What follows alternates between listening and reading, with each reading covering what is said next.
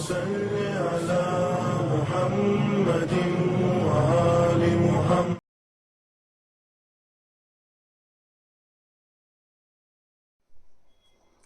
بسم اللہ الرحمن الرحیم.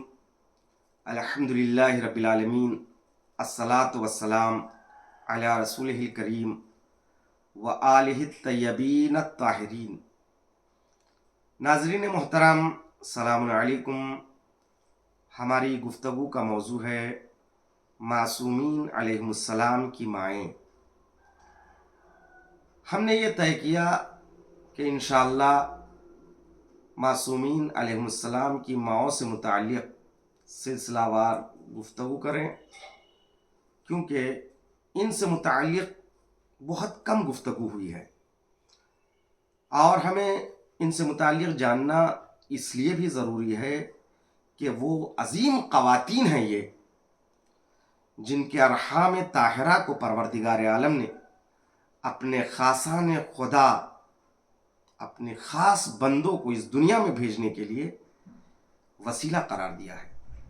ان کی عظمت، ان کی شرافت، ان کی کرامت، ان کی فضیلت کے لیے یہی کیا کم ہے کہ اللہ نے ان کو معصومین علیہم السلام کو دنیا تک بھیجنے کے لیے وسیلہ قرار دیا ہے. اور آج ہماری گفتگو ہے مادر حضرت رسول اسلام یعنی جناب آمنہ بنت وہب. ان سے متعلق ہمیں گفتگو کرنا ہے. جناب آمنہ بنت وہب کی فضیلت کے لیے یہی کافی ہے کہ آپ رسول اسلام کی ماں ہیں، یعنی اس عظیم شخصیت کی ماں جو سید المرسلین ہیں، جو اول نور ہے، جو خاتم النبیین ہیں، جو باعث تخلیق کائنات ہیں، جو ہادی آخر الزمان ہیں، یعنی نبی آخر الزمان ہیں. تو اپنے زمانے کی عورتوں کی سردار تھی جناب آمنہ بنت وہب، اپنی شرافت، اپنی عفت اور اپنی پاکیزگی کی بنیاد پر. تو جناب آمنہ بنت وہب کا سلسلہ نسب یعنی ان کا شجرہ، آپ قریش کے ایک ذیلی قبیلہ بنی زہرہ سے آپ کا تعلق تھا. یعنی آپ کے والد محترم وہب ہے، فاطمہ یعنی آمنہ بنت وہب ابن عبد مناف ابن زہرہ ابن کلاب ابن مرہ. کلاب ابن مرہ ہی کو قریش کہا جاتا ہے، قریش کے نام سے مشہور ہے. اور قریش کا قبیلہ عرب میں ایک مشہور قبیلہ تھا، شرافت کی وجہ سے، علم کی بنیاد پر، فصاحت و بلاغت کی بنیاد پر، ایثار و قربانی کے لحاظ سے، سخاوت کے لحاظ سے، ہر لحاظ سے عرب، حتیٰ عرب کے باہر بھی اس قبیلے کا شہرہ تھا. فصاحت و بلاغت کے لحاظ سے بہترین شعراء قبیلے قریش میں موجود تھے، اور یہ مکہ کے رئیس تھے. اور اسی قبیلے سے آمنہ بنت وہب کا تعلق تھا. اور اسی طرح جناب آمنہ بنت وہب کے شوہر عبداللہ ابن عبد المطلب یعنی رسول اسلام کے والد، ان کا تعلق بھی قریش سے تھا. ان کا سلسلہ نسب عبداللہ ابن عبد المطلب، عبد المطلب کا اصل نام شیبہ تھا. عبد المطلب کے والد ہاشم، ان کا اصل نام بھی عامر تھا. ہاشم ہی کی اولاد کو بنو ہاشم کہا جاتا ہے. ہاشم کے والد عبد مناف، عبد مناف کے والد پھر قصی ابن کلاب، قصی ابن کلاب ابن برہ، یعنی وہی قریش. المختصر یہ ہے کہ رسول اسلام اپنی باپ کی جانب سے بھی قریشی تھے اور ماں کی جانب سے بھی قریشی تھے. یہی نہیں بلکہ جناب آمنہ بنت وہب کی والدہ یہ بھی قریشی تھی. ان کا سلسلہ نسب یہ ہے کہ جناب برہ آمنہ، جو ان کی ماں ہے برہ، برہ کے والد ہے عبد العزا، ان کے والد ہے عثمان، ان کے والد ہے عبد الدار، پھر ان کے والد ہے قزی ابن کلاب ابن مرہ. تو جناب آمنہ بھی اپنے باپ کی جانب سے بھی قریشی تھی اور ماں کی جانب سے بھی قریشی تھی، اور جناب آمنہ کے دادا عبد مناف بنی زہرہ کے مالک اور رئیس تھے، اور اسی طرح جناب آمنہ کے والد بھی یعنی جناب وہب بھی اپنے قبیلے کے سردار تھے اور بڑے شریف النفس، کریم اور سخی تھے۔ تو یہی نہیں بلکہ جناب آمنہ کی جو نانی تھی وہ بھی قریشی تھی۔ مختصر یہ ہے کہ رسول اسلام اپنی ماں کی طرف سے بھی قریشی تھے، اپنے باپ کی طرف سے بھی قریشی تھے۔ مقام و منزلت جناب آمنہ شیعوں کے نزدیک کیا ہے؟ شیعہ عقیدہ یہ ہے کہ معصومین علیہ السلام کی جتنی مائیں تھیں جناب حوا تک سب با ایمان تھی، اور جتنے باپ تھے معصومین علیہ السلام کے جناب آدم تک سب کے سب با ایمان تھے، مومن تھے، یکتا پرست تھے، اس لیے کہ پروردگار عالم نے ان تمام کے اسلاف کو طاہر رکھا، مطہر رکھا، ارحام کو بھی طاہر و مطہر رکھا۔ یعنی ہمارا یہ شیعوں کا عقیدہ ہے، مسلم عقیدہ ہے، روایات کی بنیاد پر ہے، ایسے ہی نہیں۔ معصومین علیہ السلام سے جو روایتیں وارد ہے اس بنیاد پر اجماع علماء ہے اس پر کہ معصومین علیہ السلام کے جتنے باپ ہیں جناب آدم تک سب کے سب یکتا پرست، توحید پرست تھے، مسلم تھے، کافر و مشرک نہیں تھے، اور جتنی مائیں ہیں جناب حوا تک سب کی سب یکتا پرست تھے۔ میں یہاں پر چند روایتیں پیش کرنا چاہتا ہوں۔ اصول کافی جلد نمبر 1 صفحہ نمبر 444 میں حضرت امام جعفر الصادق علیہ السلام سے روایت ہے کہ امام فرماتے ہیں رسول اسلام کی اصل خلقت نور ہے اور عصمت ہے، اور آپ کی سلسلہ وار مائیں یعنی رسول اسلام کی سلسلہ وار مائیں جناب آمنہ، پھر آمنہ کی ماں، پھر جہاں تک یہ سلسلہ یعنی نور رسالت کا جو سلسلہ جناب حوا تک چلا ہے، یہ سلسلہ وار جتنی مائیں تھی ہر پلیدگی اور ہر نجاست و گندگی سے پاک و منزہ تھی۔ یہ کس کا قول ہے؟ امام جعفر الصادق علیہ السلام کا قول ہے۔ اس سے ظاہر ہے کہ جناب آمنہ ہی نہیں، نور رسالت جس رحم میں رہا ہے وہ تمام بطن و تمام ارحام طاہر و مطہر تھی۔ یعنی رسول اسلام کی ماں جناب آمنہ ہر کفر، شرک، ہر برائی سے پاک تھی، توحید پرست تھی۔ نور رسالت جن جن اسلاب طاہرہ اور ارحام مطہرہ میں منتقل ہوتا رہا وہ تمام کے تمام ہر برائی سے پاک تھی، یعنی سب مسلمان تھے، سب کے سب دین ابراہیم جسے دین حنیف کہا جاتا تھا یہ ان پر پابند تھے۔ دوسری روایت شیخ صدوق اپنی کتاب کمال الدین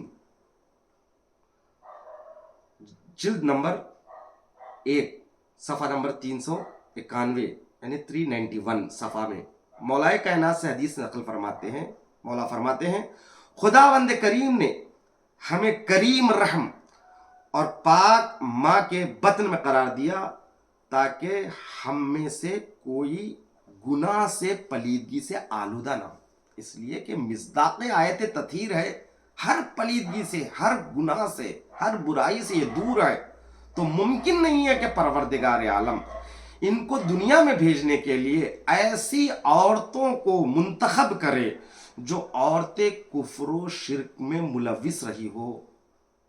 لہذا ضروری ہے کہ مصداق آیت تطہیر کا مطلب یہ ہے کہ اول نور سے تولد تک تمام ارحام طاہرہ تھیں، تمام مائیں یکتا پرست تھیں۔ تو جناب آمنہ جب رسول اسلام کی ماں ہے تو یقینی طور پر یہ ہر برائی سے، ہر پلیدگی سے پاک و پاکیزہ تھی، یعنی جناب آمنہ مومنہ تھی۔ اب سوال یہ ہے کہ رسول اسلام نے تو اسلام کا اعلان اپنے پیدائش کے 40 سال بعد کیا ہے، جب پہلی وحی نازل ہوئی غار حرا میں 5 آیتیں جو نازل ہوئی ہے سورہ الگ کی. اس کے بعد آپ نے اپنی رسالت کا اعلان کیا، قولوا لا الہ الا اللہ تفلحوا کا پیغام آپ عام کیا. تو اس سے پہلے یہ کیسے، یعنی حتیٰ رسول اسلام کی پیدائش سے پہلے کیسے مومنہ تھی، کیسے مسلمہ تھی؟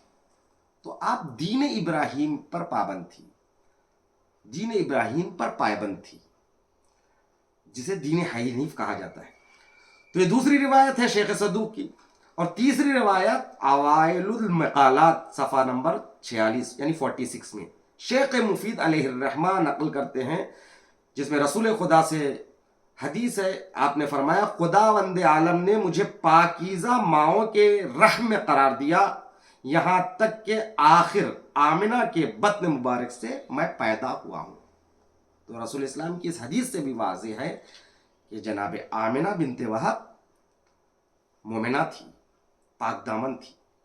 اور یہی نہیں، اوائل المقالات میں شیخ مفید علیہ الرحمہ آگے تحریر فرماتے ہیں ہمارا اس بات پر اتفاق ہے، یعنی ہمارے یعنی ہم تمام علماء کا. شیخ مفید عظیم عالم دین فرماتے ہیں کہ ہمارا اس بات پر اتفاق ہے، یعنی اجماع ہے علماء اہل تشیع کا. وہ یہ ہے کہ جناب آمنہ بنت وہب یکتا پرست تھی، توحید پرستی تھی، موحدہ تھی. اور شیعوں کے مسلم عقائد میں سے یہ ہے کہ نبی کریم کے تمام اجداد اور تمام مائیں یعنی تمام دادیاں کفر و شرک ہر پلیدگی سے منزہ تھی، پاک تھی. اب آئیے روایات اہل سنت میں، کتب اہل سنت میں جناب آمنہ سے متعلق کیا لکھا گیا ہے. افسوس کا مقام ہے کہ اہل سنت کی بعض مورخین نے جناب آمنہ کو نعوذ باللہ من ذالک مشرکہ اور کافرہ قرار دیا. اسی طرح جناب عبداللہ کو بھی، یعنی رسول اکرم کے والد مکرم کو بھی. ہمارے درمیان میں صرف اور صرف جناب ابو طالب سے متعلق مشہور ہے، جبکہ اہل سنت کی بعض کتابوں نے جناب آمنہ کو بھی نعوذ باللہ من ذالک غیر مسلم قرار دیا. ہمت نہیں ہو رہی کہ میں مشرکہ اور کافرہ کے لفظ استعمال کروں، غیر مومنہ قرار دیا. اور جناب عبداللہ کو بھی اس کی الگ الگ انہوں نے روایتوں کو پیش کیا، جس میں ابو ہریرہ سے بھی روایت ہے. تو جہاں پر اہل سنت کی کتابوں میں جناب آمنہ سے متعلق اس طرح کی باتیں لکھی گئی ہے، دراصل یہ گڑی ہوئی روایتیں. ان کی مقابل میں علماء اہل سنت نے جناب آمنہ کو مومنہ بھی قرار دیا ہے اپنی بعض روایتوں میں. میں یہاں پر ایک دو روایت کو نقل کرنا چاہتا ہوں، جیسے الطبقات الکبریٰ، اس کا لکھنے والا، اس کا رائٹر جو ہے نا ابن سعد، جو خود سنی ہے، اہل سنت سے ہے. طبقات ابن سعد مشہور ہے، جلد نمبر 1 صفحہ نمبر 60 پر رسول اسلام سے انہوں نے بھی نقل حدیث کی ہے کہ رسول اسلام نے فرمایا میں دنیا میں نکاح کے ذریعے آیا ہوں اور حضرت آدم تک میرے نسب میں پلیدگی اور جاہلیت نہیں ہے. سب سے پہلے فرمایا میں نکاح کے ذریعے اس دنیا میں آیا ہوں. نکاح مسلمان مرد اور مسلمان عورت سے ہوتا ہے، دو کافروں کا نکاح نہیں ہوتا. نکاح کا لفظ اسلامی لفظ ہے. تو لہٰذا جناب آمنہ بھی مومنہ تھی اور جناب عبداللہ بھی مومن تھے، یکتا پرست تھے، نکاح کے ذریعے دنیا میں آئے. اور آگے روایت کہ میرے سلسلے نسب میں جناب آدم تک کوئی پلیدگی نہیں، کوئی جاہلیت یعنی کوئی یہودی کوئی نصرانیت نہیں، سب کے سب یکتا پرست تھے. ایسے ہی اور بھی روایتیں اہل سنت میں ہیں جن میں رسالت مآب کے آباء و اجداد کو اور ماؤں کو ہر پلیدی اور ہر برائی سے پاک و پاکیزہ قرار دیا گیا ہے.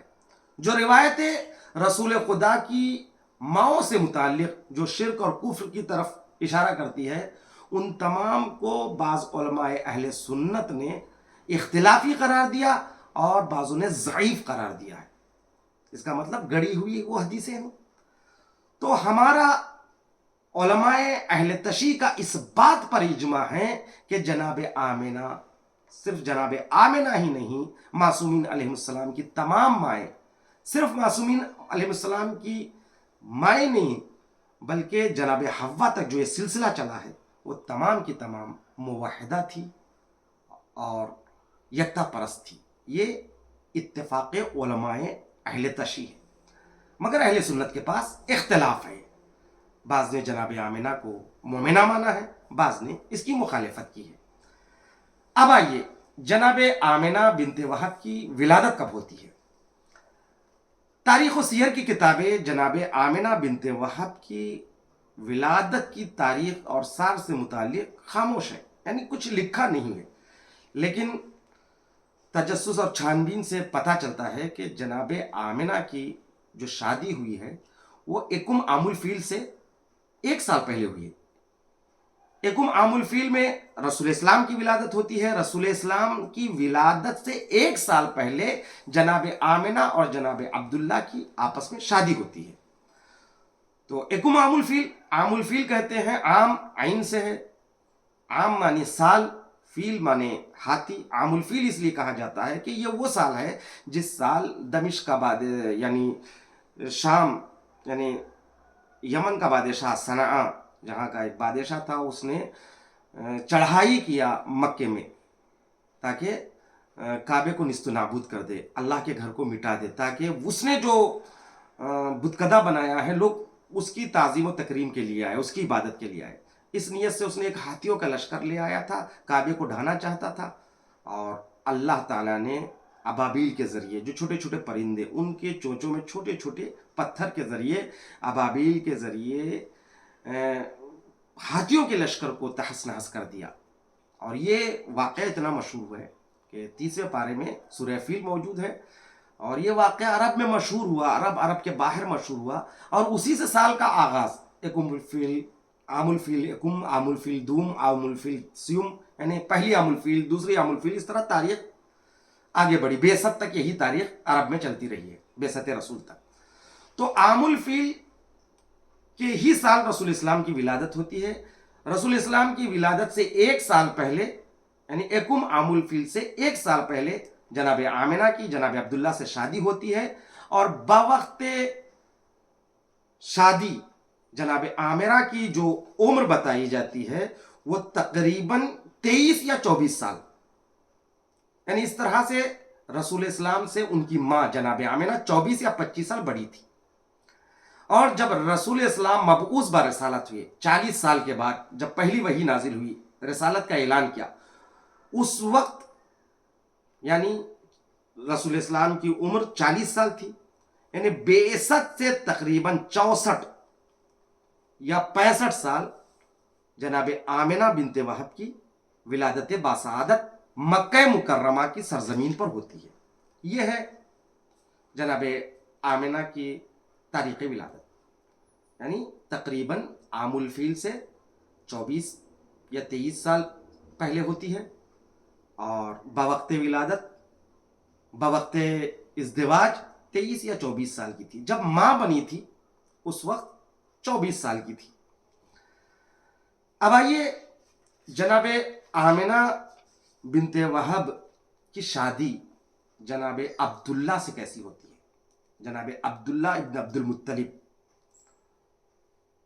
جناب عبد المطلب کے 10 بیٹوں میں سے ایک بیٹا. بڑا مشہور واقعہ ہے، مجھے اس وقت بیان نہیں کرنا ہے جناب عبداللہ سے متعلق، کہ جناب عبداللہ کی پیدائش جو ہوئی ہے وہ اس طرح سے ہوئی ہے کہ جناب عبد المطلب کے ایک ہی بیٹے تھے حارث. وہ چاہ یعنی زمزم کا کنواں کھودنے رہتے تھے، اس وقت تنہائی محسوس کی تو انہوں نے اللہ سے یہ دعا کی، نظر کی، پروردگار عالم مجھے اگر 10 بیٹے عطا کیا رہے گا تو سن بلوغ کو پہنچنے کے بعد ان 10 میں سے ایک کو میں تیری راہ میں قربان کر دوں گا. بہرحال ایک واقعہ ہے، جب 10 بیٹے پیدا ہو گئے تو اس کے بعد یہ بات عبد المطلب نے اپنے بیٹوں کے درمیان رکھی.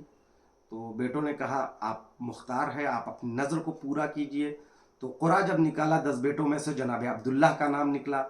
تو جناب عبداللہ کو جب ذبح کرنے کے لیے عبد المطلب آگے بڑھے تو قوم و قبیلے کے تمام لوگوں نے کہا کہ یہ کیسے ہو سکتا ہے، عبداللہ نیک سیرت، नेक किरदार, शुजा, बहादुर, इन्हें आप कैसे इस तरह से ज़िबा कर देंगे? बड़े खूबसूरत थे, बड़े शुजा थे, और जनाब अब्दुल मुत्तलिब भी सबसे ज़्यादा जनाब अब्दुल्ला को चाहते थे। तय ये पाया कि बहरहाल कि कुरान निकाला जाए, एक ज़िंदगी की दियत 10 ऊँट है, एक जानिब 10 ऊँट लिखे और दूसरी जानिब जनाब अब्दुल्ला का नाम कुरान निकाले, जनाब अब्दुल्ला का नाम आया। फिर 10 ऊँटों का इजाफा किया, यानी 20 ऊँट और अब्दुल्ला का नाम, फिर 20 ऊँट के बजाय जनाब अब्दुल्ला का नाम आया। यहाँ तक कि 10 ऊँट 10 ऊँट 10 ऊँट इस तरह बढ़ाते रहे, कागज़ बदल बदल के दूसरी तरफ नाम अब्दुल्ला ही का रखते थे। तो आखिर में जब 100 ऊँट कुरे में लिखे गए, उस वक्त जनाब अब्दुल्ला के बजाय 100 ऊँट का कुरा निकला। तो जनाब अब्दुल्ला ने कहा, मैं अभी भी मुतमईन नहीं हूं कि परवरदिगार आलम इस पर राजी है।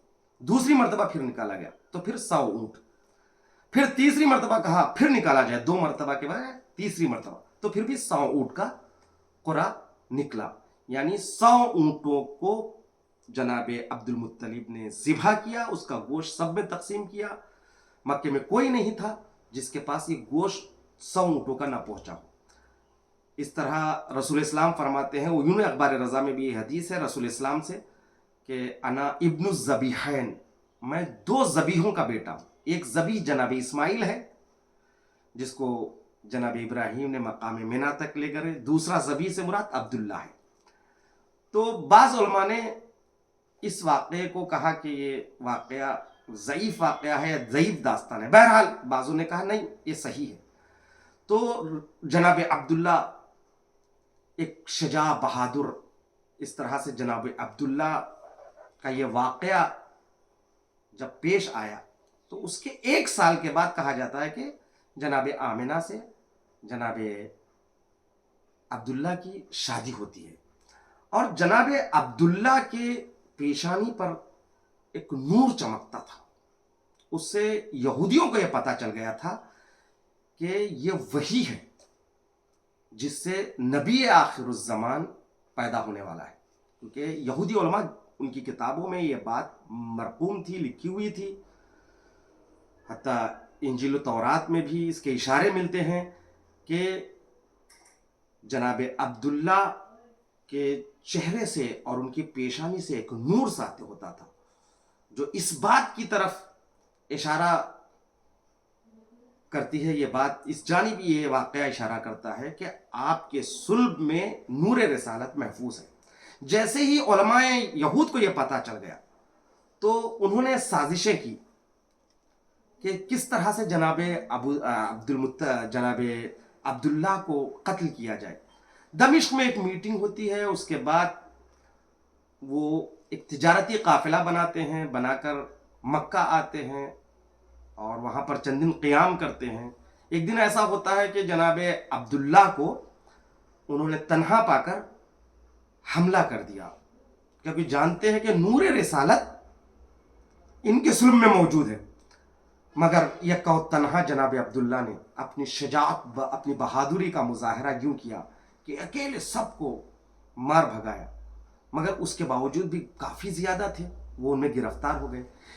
इस चीज़ को जनाब आमिना के वालिद, जिनका नाम वहब इब्ने अब्द मनाफ है, वहब इब्ने अब्द मनाफ ने एक चोटी से देखा और वो उन्होंने फौरन दौड़ते हुए बनु हाशिम के पास आए, कहा जल्दी चलो, अब्दुल्ला दुश्मनों में तन्हा हो गए हैं। वो भी उनके साथ आते हैं, और जैसे ये खबर मिली कि अब्दुल मुत्तलिब के जितने बेटे थे वो 7 जनाबे वहब इब्ने अब्द मनाफ के साथ आए, और यहाँ तक कि यहूदी जो लड़ने के लिए, मारने के लिए अब्दुल्ला के लिए आए थे, वो सब मैदान छोड़कर भाग गए।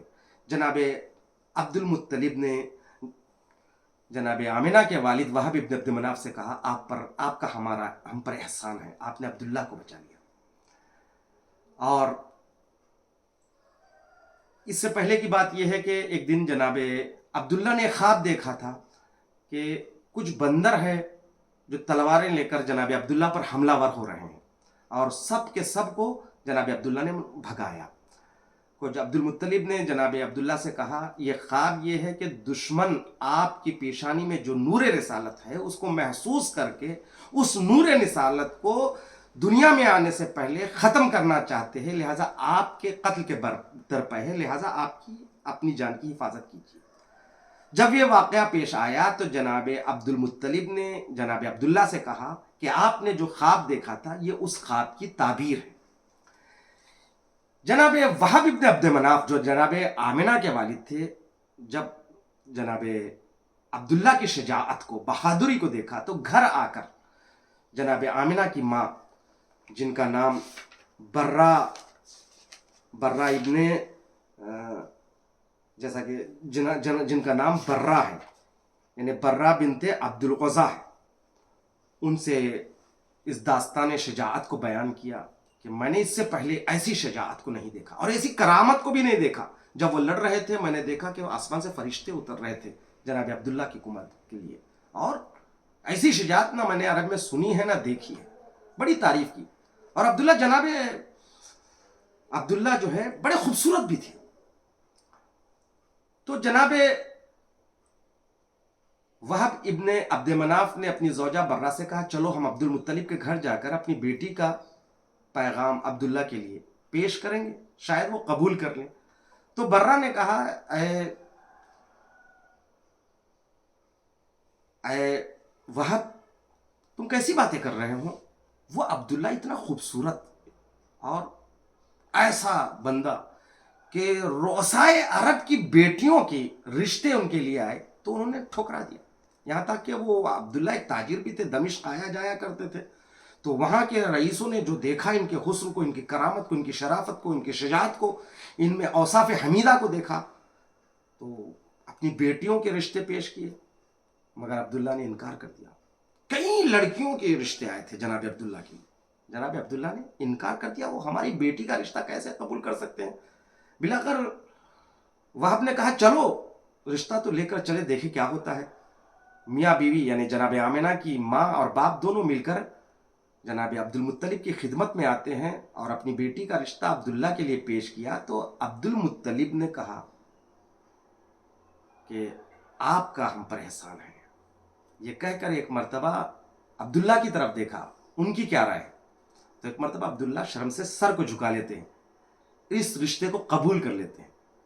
اب یہاں سے جانیے، جس نے دنیا بھر کے رشتوں کو انکار کیا، رئیسوں کے بیٹیاں جو حسین جمیل اور دولت و ثروت کی مالکہ تھی، ایسی لڑکیوں عورتوں کے رشتوں کو جناب عبداللہ نے انکار کیا۔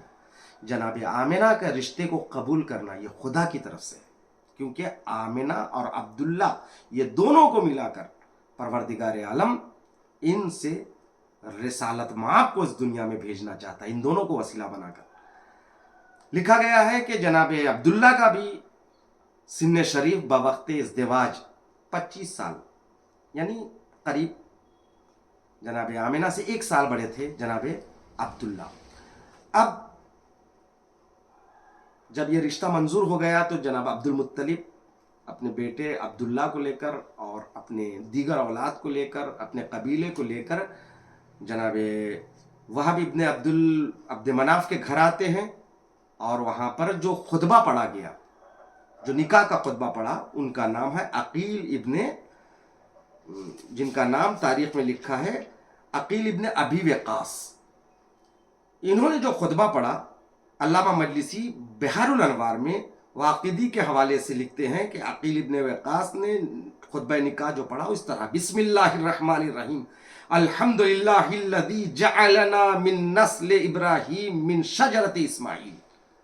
بسم اللہ الرحمن الرحیم، الحمدللہ الذی، تمام تر تعریف اس اللہ کے لیے ہے جس نے ہمیں نسل ابراہیم شجر اسماعیل میں قرار دیا۔ تو یہاں پر قرآن کے نزول سے پہلے، یعنی قرآن نازل ہونے کے لیے بھی 41 سال باقی ہے، یہ 41 سال پہلے جناب عقیل ابن ابی وقاص کا یہ خطبہ پڑھنا، اس خطبے میں بسم اللہ الرحمن الرحیم پھر الحمدللہ کا لفظ استعمال کرنا، اس بات کی دلیل ہے کہ خاندان یکتا پرس میں، یعنی دین حنیف پر پائبند سلسلے میں یہ بسم اللہ الرحمن الرحیم اور الحمدللہ رائج تھا، تبھی تو انہوں نے بسم اللہ الرحمن الرحیم پڑھا اور الحمدللہ کہا۔ اسی طرح جناب ابو طالب نے بھی جناب رسالت مآب اور جناب خدیجہ کا جب عقد کا خطبہ پڑھا اس میں بھی بسم اللہ الرحمن الرحیم الحمدللہ کہا۔ یعنی نزول قرآن سے پہلے بھی بسم اللہ اور الحمدللہ خاندان ایکتا پرست میں رائج تھا۔ اس کے بعد انہوں نے خطبہ پڑھا الہا واحدا لا شریک لہ لا نظیر لہ، پھر وہب کی طرف رخ کر کے اجازت چاہی، کہا کہ آپ کی بیٹی کا عقد میں ہمارے رئیس قبیلہ جناب عبد المطلب کے بیٹے عبداللہ سے یہ نکاح پڑھوں، تو جناب وہب نے اجازت دی، اور مہر جو قرار دیا گیا ہے وہ 4000 چاندی کے درہم 500 سونے کے مثقال، یہ حق کے مہر عقد آمنہ و عبداللہ قرار پایا۔ خطبہ پڑھا گیا اور اس کے بعد عقد نکاح ہوا۔ اس کے بعد جو ہے نا جناب وہب نے دسترخوان بچھایا، انواع و اقسام کی غذائیں دسترخوان پر سجائی، اور عبد المطلب نے عبد وہب نے درہم و دینار مشک کو عبداللہ پر نچھاور کیا۔ پھر اس کے بعد حجلہ عروسی میں جناب عبداللہ جاتے ہیں۔ رات گزرنے کے بعد، عقد کی رات گزری، جناب عبد المطلب نے اب جو عبداللہ کو دیکھا تو کیا محسوس کیا؟ عبداللہ کی پیشانی پر جو نور جہاں سے ساطع ہوتا تھا وہاں صرف سفید نشان ہے، وہ نور نہیں ہے۔ عبد المطلب گھبرا گئے، یہ کیا ہوا؟ 25 سال سے مسلسل یہ نور میں عبداللہ کی پیشانی پہ دیکھتا تھا، وہ اب نہیں ہے۔ فوراً وہ گھر میں گئے، جناب آمنہ کو دیکھا، اب وہ نور جناب آمنہ کی پیشانی سے ساطع تھا۔ اس کا مطلب یہ ہے کہ نور رسالت صلب عبداللہ سے رحم آمنہ میں منتقل ہو چکا ہے، اور جیسے ہی یہ نور رسالت رحم بہار الانوار کی حدیث ہے، بہار الانوار میں علامہ مجلسی روایات جو نقل کرتے ہیں اس میں فرماتے ہیں جب نور رسالت رحم آمنہ میں منتقل ہوا، خواب میں جناب آمنہ نے فرشتوں کو دیکھا، انبیاء کو دیکھا، وہ آتے تھے، مبارکبادی پیش کرتے تھے، یہ کہہ کر کوئی کہتا تھا مبارک ہو آپ سید الانبیاء کی ماں بننے والی ہے، کسی نے کہا مبارک ہو آپ مقام محمود کے نور کی ماں بننے والی ہے۔ جناب ادریس پیغمبر، جناب خضر پیغمبر، جناب نوح پیغمبر، مختلف پیغمبروں کے نام روایتوں میں موجود ہے، اسی طرح انبیاء بھی۔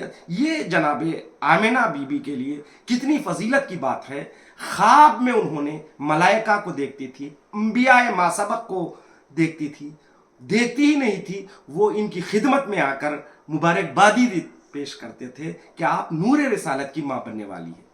یہ جناب آمنہ کی فضیلت کے لیے کیا کم ہے، اس سے آپ اندازہ لگا سکتے ہیں کہ وہ بی بی اپنے زمانے کی عورتوں کی سردار تھی، اس لیے کہ اللہ تعالیٰ نے آپ کے بطن مبارک کو نور رسالت کے لیے، آخری پیغمبر کے لیے منتخب کیا ہے۔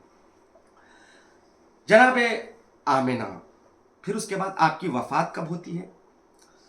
جب 25 سال کے جناب عبداللہ، 23-24 سال کی جناب آمنہ، اور شادی کے 1 سال بعد یکم عام الفیل 17 ربیع الاول کو رسول اسلام کی شادی ہوتی ہے، رسول اسلام کی ولادت ہوتی ہے۔ اور رسول اسلام کی ولادت کے واقعات یہاں پر پیش کرنا مقصود نہیں ہے۔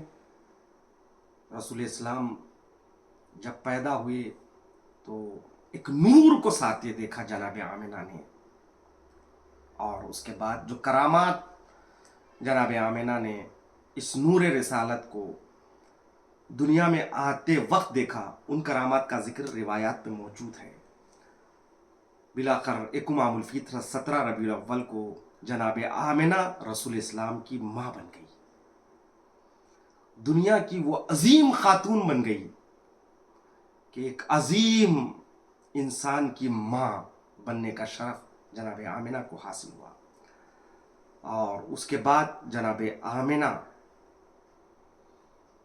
وہاں کا دستور ہے عرب کا کہ داعیہ یعنی دودھ پلانے کے لیے عورتوں کا انتخاب ہوتا ہے، تو جناب حلیمہ سعدیہ کا انتخاب ہوا. یہ بھی ایک طویل داستان ہے. جناب حلیمہ سعدیہ حدیبیہ کی رہنے والی تھی، بادیہ نشین یعنی مکے سے باہر کی رہنے والی. وہ آتی ہیں خشک سالی کی وجہ سے، پھر عبد المطلب کے گھر آتی ہے. عبد المطلب خاندان پوچھتے ہیں. خاندان کی شرافت کو دیکھ کر جناب رسول اسلام کی رضایت کے لیے یعنی شیر دہی کے لیے اس عورت کا انتخاب کرتے ہیں. اب یہاں پر ایک سوال پیدا ہوتا ہے کہ کیا حلیمہ سعدیہ بھی مومنہ تھی؟ یقیناً مومنہ تھی. کیوں؟ اس لیے کہ کئی 9 عورتوں کی سے دودھ پینے کو رسول اسلام نے انکار کیا. 9 عورتوں سے بلاکر حلیمہ سعدیہ کو منتخب کرنا رسول اسلام کا اس بات کی دلیل ہے کہ حلیمہ سعدیہ اپنے وقت کی مومنہ تھی. اس کے علاوہ بھی اور بھی روایات ہیں. 2 سال مکمل ہونے تک یہ دودھ دیتی رہی. اور جناب آمنہ جس وقت رسول اسلام پیدا ہوئے اس کے چند مہینے بعد یا چند دن بعد، چونکہ عبداللہ تاجر تھے، وہ تجارت کے سلسلے میں دمشق جاتے ہیں. دمشق کے واپسی میں اپنے ننیال میں یعنی ننیال میں آپ کا خاندان جو تھا بنو نجار، وہاں پر بیمار پڑ جاتے ہیں، وہیں پر رک جاتے ہیں اور وہیں پر ان کا انتقال ہوتا ہے. یعنی رسول اسلام کی ولادت سے پہلے انتقال ہوا ہے. اس طرح اہل سنت کی کتابوں میں موجود ہے، مگر جو صحیح روایتیں ہیں جس وقت جناب رسالت مآب 7 مہینے کے تھے، یہ اس وقت کا واقعہ ہے. عبداللہ کا انتقال دمشق سے واپسی میں بنو نجار میں، یعنی اس مقام کو کہتے ہیں دار النابغہ، وہاں پر آپ دفن ہوتے ہیں. بعض کا کہا ہے 28 مہینے، یعنی تقریباً 2 سال کچھ مہینے، 2 سال 4 مہینے کہ رسول اسلام تھے، اس وقت کا واقعہ ہے. بہرحال رسول کی ولادت کے 7 مہینے بعد یا 2 سال کے بعد رسول اسلام کی والد کے عبداللہ کی وفات ہوتی ہے. وہ دار النابغہ جو مدینی ہے ان کا ایک محلہ ہے، وہاں پر دفن ہوتے ہیں. بعد میں کھدائی کے وقت تر و تازہ ان کی لاش نکلتی ہے کئی سالوں بعد، کئی 100 سال بعد. تو پھر آپ کو دوبارہ دفن کیا جاتا ہے مدینہ منورہ. رسول اسلام کا جو یعنی مسجد نبوی وہیں پر کہیں دفن ہے، مگر خدا لعنت کرے اس خبیث خاندان پر ابن سعود کے، اس نے قبر کے نشان کو مٹا دیا. تو بہرحال یہ جناب وفات عبداللہ کی خبر جب آمنہ کو ملتی ہے تو ایک طویل مرثیہ پڑھا، رویا، گریہ کیا، کیونکہ جناب رسالت مآب بہت چھوٹے تھے، اس لیے رسول اسلام کو در یتیم کہتے ہیں. پھر اس کے بعد یہاں تک کہ 6 سال کے تھے رسالت مآب، تو اس وقت آمنہ بنت وہب ام ایمن جناب عبداللہ کی جو کنیز تھی، اس کنیز کے ہمراہ مدینے آتی ہے جناب آمنہ بنت وہب. مدینے آنے کی وجہ یہ کہ جناب عبداللہ کے جو ننیال ہے، یعنی رسول اسلام کے والد کی ننیال، ان کے رشتہ داروں سے ملاقات کے لیے اور ساتھ ہی ساتھ جناب عبداللہ کے قبر مطہر کی زیارت کے لیے جب 7 سال کے رسول خدا کو لے کر محمد مصطفیٰ صلی اللہ علیہ وسلم اور ساتھ میں ام ایمن کو لے کر جب وہ مدینے آتی ہے تو مدینے میں بیمار پڑ جاتی ہے، اور وہیں سے جب آتی ہے تو ایک مقام ہے مقام ابوا، جو مکہ اور مدینے کے درمیان میں ہے، مدینے سے قریب ہے. ابوا وہ مقام ہے جہاں 7ویں امام کاظم علیہ السلام کی بھی ولادت وہیں پر ہوتی ہے. اور یہاں تک کہ کہا جاتا ہے کہ یہی وہ مقام ہے جہاں پر کچھ آیتیں نازل ہوئی رسول اسلام پر. اور یہ بھی ہے کہ ابو سفیان نے جو فتح مکہ کے وقت یہیں پر آ کر اس نے رسول سے مل کر اپنے اسلام کا ظاہری طور پر اعلان کیا ہے. اور اس کے علاوہ بھی ایک غزوہ بھی مشہور ہے، غزوہ ابوا. تو بہرحال ابوا جو مکہ اور مدینے کے درمیان، مدینے سے قریب ایک روستہ یعنی ایک گاؤں ہے، وہاں پر جناب آمنہ بنت وہب وہاں پر بیمار پڑتی ہے. 7 سال کے رسول اسلام تھے، وہیں انتقال کرتی ہے اور وہیں پر ان کا قبر مطہر ہے. بعض روایتیں ملتی ہیں کہ نہیں، وہ ان کو دفن کیا گیا ہے جنتُ المعلا جو مکے میں ہے، لیکن وہ ضعیف روایت ہے. لیکن شیعہ علماء کا اکثریت کا کہنا یہ ہے کہ آپ کی قبر مطہر جو ہے وہ ابوا میں ہے. اور رسول اسلام جب جنگ کے لیے آئے تھے تو حتیٰ صلح حدیبیہ کے موقع پر بھی وہاں پر گئے تھے، اپنی ماں کی قبر پر انہوں نے آنسو بہایا، اس قدر آنسو بہایا کہ ساتھ میں جتنے اصحاب تھے سب رسول کو روتے ہوئے دیکھ کر وہ بھی آنسو بہانے لگے کہ رسول اسلام اپنی ماں کی قبر کی زیارت کے لیے جاتے تھے اور ان کی یاد کر کے روتے تھے. تو اس طرح جناب آمنہ بنت وہب کی جو تاریخ وفات ہے، یعنی تاریخ یعقوبی کے مطابق 30 سال کی تھی. مورخین نے لکھا ہے کہ 30 سال کی آپ تھی. یعنی یہ ہے جناب آمنہ بنت وہب کی مختصر سوانح حیات. والسلام ورحمۃ اللہ.